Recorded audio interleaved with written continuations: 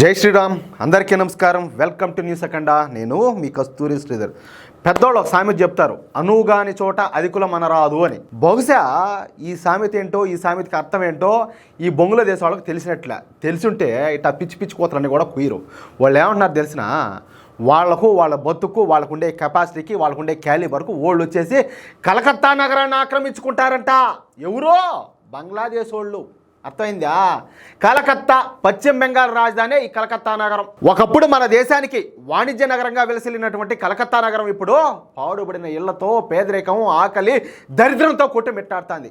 ఇప్పటికే అనేక వందల సంఖ్యలో కంపెనీలు కలకత్తా నుంచి మన దేశంలోని ఇతర రాష్ట్రాలకు తరలి వెళ్ళిపోయినాయి. కలకత్తాలో 30% జనాభా మురికివాడల్లోనే నివసిస్తూ ఉంటారు.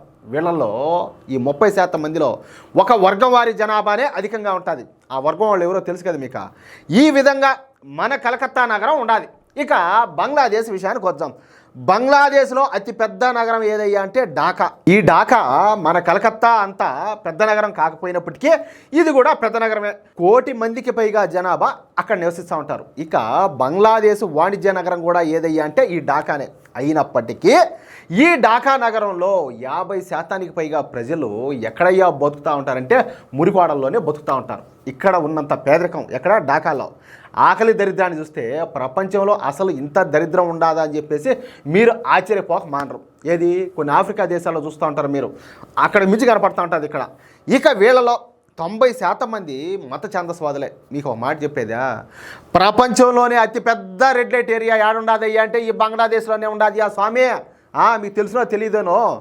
అయితే ప్రస్తుతం బంగ్లాదేశ్లో హిందువులపైన తీవ్ర స్థాయిలో ఈ దాడులు, మానవ హోమాలు జరుగుతున్న సంగతి మీకు అందరికి కూడా తెలిసిందే. మన న్యూస్ అఖండా ద్వారానే ఇప్పుడు నేను న్యూస్ చెప్పినానో నాకే గుర్తులేదు.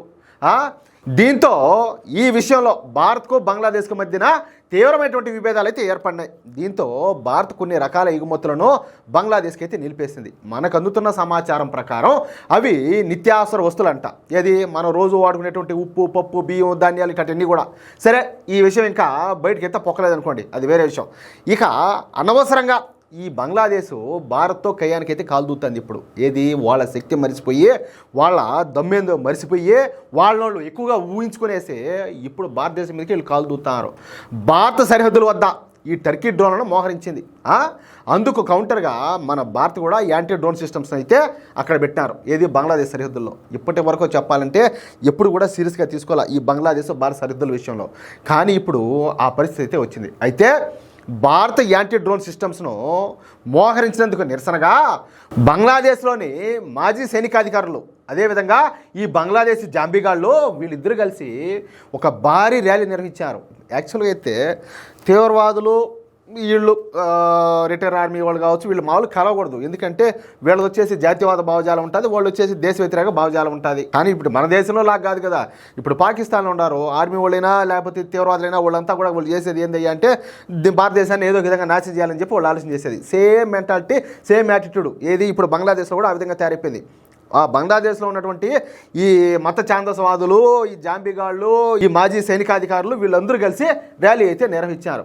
ఈ ర్యాలీ మొత్తం కూడా భారత సైన్యానికి, భారత ప్రభుత్వానికి వ్యతిరేకంగా సాగింది. ఇక్కడ మీరు ఒక విషయం గుర్తించాలా అంటే, వీళ్ళు మన దేశ సరిహద్దుల్లో వాళ్ళ ఇష్ట ప్రకారం వాళ్ళు ప్రవర్తించవచ్చు. ఏది ఈ డ్రోన్లు పెట్టి రకరకాలు, లేకపోతే ఈ అక్రమంగా వాళ్ళ దేశం వాళ్ళందరినీ మన దేశంలోకి తరిమి ఇవన్నీ చేయొచ్చు.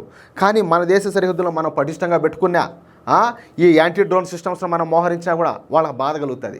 ఆఖరికి అదేదో సినిమాలో ఒక డైలాగ్ ఒకటి ఉండదు బా, ఏందోనా, ఆడితే పాకిస్తాన్తో ఆడాలా, బంగ్లాదేశ్తో ఆడితే ఏమవుతుంది నా బొచ్చన్నట్టు.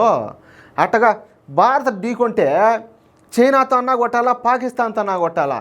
ఎందుకో పనికిరాని మొండబాబు ఇది ఈ బొంగులో చేస్తే ఏంది స్వామి మనకు అసలు. అట్టాడి ఈ బొంగులో చేసే ఈ వానపాములంట. ఇప్పుడు ఎవరన్నా ఈ పాంకాటు గురి బాధపడుతూ ఉంటారు కదా, అబ్బా అబ్బా అబ్బా అని. ఈ వానపాములో ఆడైనా నీళ్ళలో లొక్క కదులుతూ ఉంటే మాతో పెట్టుకుంటే అంతేనట్టాయంట. ఏది వానపాములో. అట్టగా వీళ్ళ బతుకు, వీళ్ళ శక్తికి వీళ్ళు మనతో సవాళ్ళు చేయడం, వీళ్ళు భారత సైన్యానికి, భారతదేశానికి వ్యతిరేకంగా వీళ్ళు ర్యాలీలు చేయడం, వీళ్ళు డ్రోన్లు చేసి మన దేశ సరిహద్దుల్లోకి పంపించే ప్రయత్నాలు చేయడం, ఎట్లా అది కామెడీగా అనిపిలే మీకు? అనిపించిందా లేదంటాలే. కానీ పరిస్థితి మాత్రం చాలా దారుణంగా ఉన్నదని చెప్పి ప్రతి ఒక్కరైతే గుర్తించాలి. అది మాత్రం పక్కాగా చెప్తున్నా. ఇక ఈ ర్యాలీలో ఈ బంగ్లాదేశ్ మాజీ సైనికాధికారులు మాట్లాడుతా, మేము మగాళ్ళం, మేము తలుచుకుంటే ఏమైనా మేము చేయగలుగుతాం, అనవసరంగా మాతో పెట్టుకోవద్దు, మేము దేనికైనా సిద్ధంగా ఉన్నాము అంటే ఏంది? భారతదేశంలో ఉండేవాళ్ళు అంతా మూల కూర్చోండారు పొయ్యా, గాజులు వేసుకొని చీరలు కట్టుకొని ఏమనుకుంటున్నారా స్వామి మీ గురించి మీరు? వీళ్ళు చెప్పడం భారత్తో వీళ్ళంటే యుద్ధానికి రెడీగా ఉన్నారంట.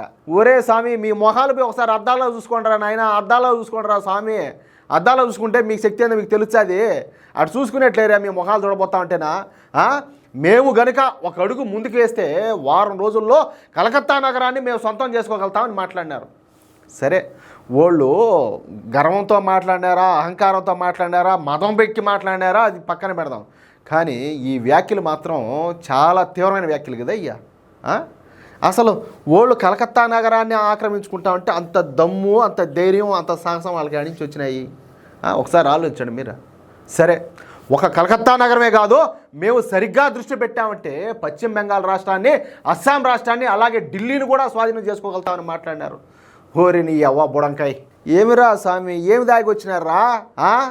లేకపోతే వారు ఏమన్నా టైం అయిపోయినా సిమ్ములు ఏమన్నా ఈ భారతదేశంలో ఉండేటి పారేస్తూ ఉంటారు, టైం అయిపోయినటి అక్కర్లేనటి అవన్నీ ఎత్తుకొని ఏమైనా వేసుకున్నారా ఎట్టా? పిచ్చి పిచ్చిగా మాట్లాడతారా? ఏం పట్టింది మీకు మదము? ఏదో కర్మగాలినట్టున్నది మొత్తాన్ని చూస్తామంటే.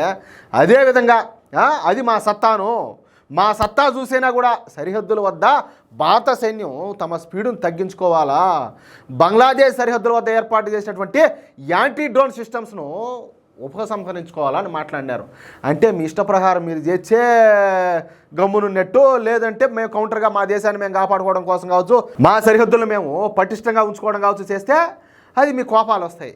అంటే ఏంది మీ దయ? ఇప్పుడు మీరు కావచ్చు, చైనా కావచ్చు, పాకిస్తాన్ కావచ్చు, మీ దయా దాక్షిణ్యాల మీద ఏమైనా బతుకుతారా ఏంది భారతదేశం వాళ్ళు? లేకపోతే ఏంది మీ ఆలోచన? ఏంది నాకు అర్థం కావడం లేదు అసలేనో. లేదంటే మా ఆగ్రహానికి గురి కావాల్సి వస్తుందంట. అబ్బా, వీళ్ళు రెచ్చిపోయి మాట్లాడినారు. నాకు స్వామి, నాకు అనిపించింది కాలికుండే మెట్టు తీసుకొని మలితే ఈదికి మలిచిన కొడుకులు ఒక్కొక్కరు కుక్కలు ఒకటి కొట్టుకుందా పోదాం అనిపించింది నాకు. చేత్తో కాదు, మెటలతోనే ఆ వారు అనిపించింది. మీకేమనిపించిందో? ఇక వీళ్ళ మాటలకు, అంటే ఈ మాజీ సైనికాధికారుల మాటలకు అక్కడ ఉన్న బంగ్లాదేశ్ జాంబీలు, జిహాదీలంతా వాళ్ళందరూ కూడా అబ్బా చప్పట్లు కొట్టడం, అని వేళ్ళు వేయడము, వీళ్ళంతా నినాదాలు చేయడము, అబ్బా బంగ్లాదేశ్ జిందాబాద్, బంగ్లాదేశ్ జిందాబాద్ అని చెప్పి వీళ్ళ గుడిగాల వీళ్ళకి సాధ్యపడలేదంట. ఓరే, వాళ్ళేదో నిజంగానే భారత్ మీద దాడి చేయబోతున్నట్టుగా కలరంగి ఇచ్చారు వాళ్ళంతా. నిజానికి భారత్ మీద దాడి చేయగలిగే సామర్థ్యం ప్రస్తుతం చైనా కూడా లేదురా స్వామి, పాకిస్తాన్ కట్ట బానిచ్చి. మరి అలాంటిది మీ బొంగులో చేయగలుగుతుందా? ఇందులో మొహమాటమే ఉండాలి స్వామి. ఖచ్చితంగా బంగ్లాదేశ్ భారతదేశంతో యుద్ధం చేసేది కాదు కదా, ఆ ఆలోచన కూడా లేదు. ఏది కళ్ళలో కూడా ఊరికే బెళ్ళప్పలు తప్పడం ఏంది, మూల కూర్చొని ముసిలిది కూడా చెప్తుంది. కనీసం కళ్ళలో కూడా ఆ సాహసం బంగ్లాదేశ్ అయితే చేయలేదు. కానీ ఈ బంగ్లాదేశ్ జాంబీలంతా థర్డ్ క్లాస్ వెధవలు, కొందరు మరి ఫోర్త్ క్లాస్ ఎదవలు అనమాట. అంటే అంత నీచ నికృష్టమైన పరమ పింజారీ ఎదవలు అనమాట వీళ్ళంతా కూడా. అలాంటి వాళ్ళు ఉన్నారు ఆ దేశంలో. అలాంటి వాళ్లకు నిజానిజాలతో పల్లె, ఇలాంటి కిక్కిచ్చే మాటలో 4 మాట్లాడితే చాలు ఇంకేలా పూనకాలు పట్టేట్టు ఊమని ఊగిపోతారంటే. ఉదాహరణకు మన దేశంలోనే కొందరు ఈ సినిమా పిచ్చోళ్ళు ఉంటారు కదా, వాళ్ళు సినిమాలలో తమ కుల హీరో సినిమా డైలాగులు కన్నా చూసి చప్పట్లేళ్ళలో కొడతా ఉంటారు కదా, ఆ విధంగా ఈ బంగ్లాదేశ్లోని ఈ థర్డ్ క్లాస్ పెదవులు కూడా బంగ్లాదేశ్ మాజీ ఆర్మీ అధికారులు మాట్లాడేది నిజమనుకొని నమ్మేసి గోల్ చేశారు. కానీ నిజాలేంటో వాళ్ళు ఎప్పటికి కూడా తెలుసుకోలేరు. వాళ్ళ బతుకే అంత. అందుకే నేను చెప్పేది, పోయి చదువుకొని చావంటారా స్వామి, కొంచెం అన్న నాలెడ్జ్ పెరుగుతుందని. వీళ్ళ బతుకు తెలివిలే, మట్టిలే, ఏమిలే. కనీసం ఇప్పటికి కూడా ఆ దేశంలో ఫెసిలిటీస్ లేక మన దేశానికి వచ్చి చూపించుకొని పోతున్నారు. ఏది కలకత్తాకు వారంతా కూడా వీళ్ళ బతుకు అంట వీళ్ళేదో చేస్తారంట. సిగ్గన్నా ఉండాలి మాట్లాడేదానికి, బుద్ధిలే పాడులతో నీ బతుకలో నా చెప్పు. మీకు ఈ న్యూస్ నచ్చితే, అదేవిధంగా నేను చెప్పింది కరెక్ట్ అని చెప్పి మీరు భావిస్తే ఈ న్యూస్ నలుగురికి షేర్ చేయండి. అదేవిధంగా తప్పనిసరిగా ప్రతి ఒక్కరు కూడా మీ యొక్క అమూల్యమైన అభిప్రాయాలను కామెంట్ రూపంలో తెలియజేయండి. సబ్స్క్రైబ్ చేసుకోవడం మాత్రం మర్చిపోవద్దు. Please please please. జై శ్రీరామ్.